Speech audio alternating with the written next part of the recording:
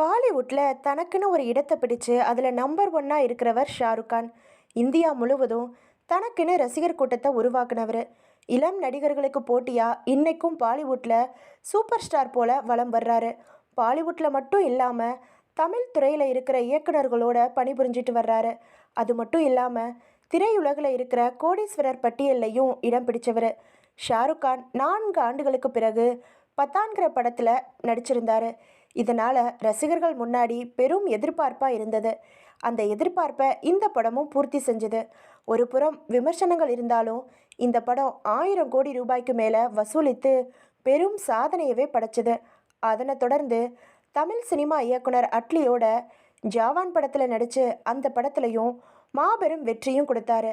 உலக அளவில் இந்த படம் 1200 கோடிக்கு மேலே வசூல் செஞ்சது குறிப்பிடத்தக்கது. அட்லி தமிழ் சினிமாவில் நல்ல படங்கள் எடுத்து அதன் மூலமாக தனக்கென சிறந்த இயக்குனருங்கிற பட்டத்தை பெற்றவர்.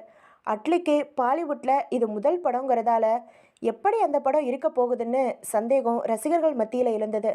ஆனால் அதுக்கு முற்றுப்புள்ளி வைக்கிற வகையில் அந்த படம் பாலிவுட்டில் சூப்பர் ஹிட் கொடுத்தது. இந்த நிலையில் இயக்குனர் லோகேஷ் கனகராஜ் படத்தோட ஷாருக் கானை நடிக்க வைக்க லோகேஷ் பேச்சுவார்த்தை நடத்தினதாகவும் ஆனால் அதுக்கு ஷாருக் கான் சம்மதிக்கலைன்னு சொல்லப்படுது. இந்த நிலையில் ஷாருக் கானுக்கு பெருமை சேர்க்கிற வகையில் அவரோட உருவம் பதித்த நாணயத்தை பாரிஸில் இருக்கிற கிரெவின் மியூசியம் வெளியிட்டிருக்கு. இதுக்கு திரையுலகத்தில் இருக்கிற பலரும் வாழ்த்து தெரிவிச்சுட்டு வர்றாங்க.